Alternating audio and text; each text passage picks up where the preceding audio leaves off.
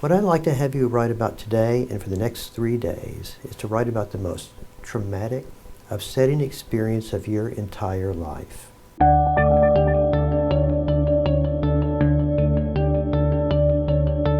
Writing about your problems can help.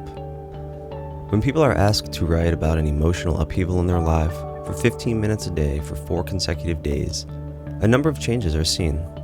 Over 200 research studies report that emotional writing can improve people's physical and mental health, help them sleep better, and even result in their getting better grades in school. The first expressive writing study was published in 1986 by James Pennebaker and his student, Sandra Beall. In their study, 46 college students were randomly assigned to write about either a traumatic experience or a superficial topic. The students initially signed up for a psychology experiment entitled Writing in the College Experience, with no idea what the study entailed. After completing some questionnaires and a release form allowing the experimenters to track their physician visits, they met the experimenter. Professor Pennebaker explains. So what I'd like to have you write about for the next 4 days is I'd like to have you write about the most upsetting, traumatic experience of your entire life. In your writing, I want you to really let go and explore your very deepest emotions and thoughts. As you write, you might tie this experience to other parts of your life. For example, how might it be related to your childhood, your relationship with your parents, your relationship with other people now? What will be involved is that you'll be asked to write on 4 different occasions about a particular topic. You'll be coming back to this lab today and over the next 3 days after this. And after we talk, you'll be escorted down to a room where you will be by yourself. And in that room, your job is to write. So different people will be asked to write about different topics, and some might be very personal, some might not be. But the idea is that once you begin writing, I want you to write continuously.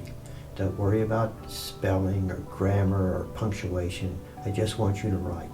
In their writing, students described a wide range of deeply unsettling experiences. At least half of the essays contained events that anyone would agree was traumatic.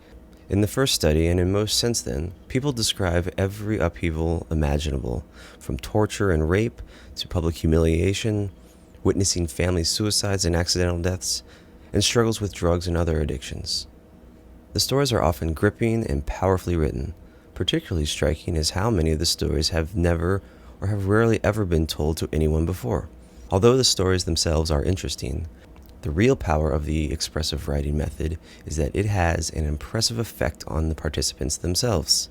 Since the first writing studies, researchers around the world have duplicated and extended the original expressive writing findings. Why does writing have such big effects on participants? The answer is still being studied, but there are several possibilities. When people translate their emotional experiences into words, they are changing the way it is organized in the brain. Usually, if people haven't talked about the emotional experience much, they have never tied the event to other parts of their lives. They often don't see how it is related to other changes that might have occurred to them. If you find yourself thinking or worrying about something too much and feel you can't honestly talk to others about it, consider writing. It's easy to do. Find a place where you won't be bothered and promise yourself that you will write for a minimum of 15 minutes a day for 4 consecutive days. Once you are ready, simply sit down and begin writing. Once you begin, keep writing the entire 15 minutes. Your goal is to try to understand why you are thinking so much about the emotional upheaval that is bothering you. The results of that first experiment were like nothing I'd ever seen before. What we found was that when people wrote about these traumatic experiences, it changed them.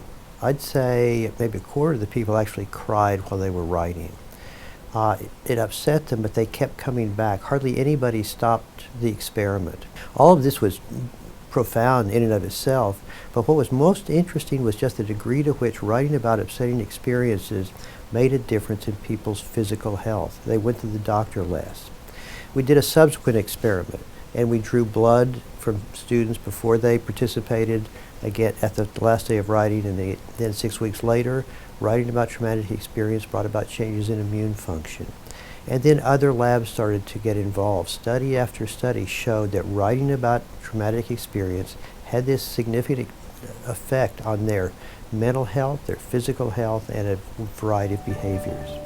To learn more about expressive writing, go to Professor Pennebaker's website and click on the Writing and Health link. All of us are occasionally haunted by a terrible experience that we have trouble coping with. If this happens to you or to a friend, consider writing about it. It could be helpful and allow you to get on with your life.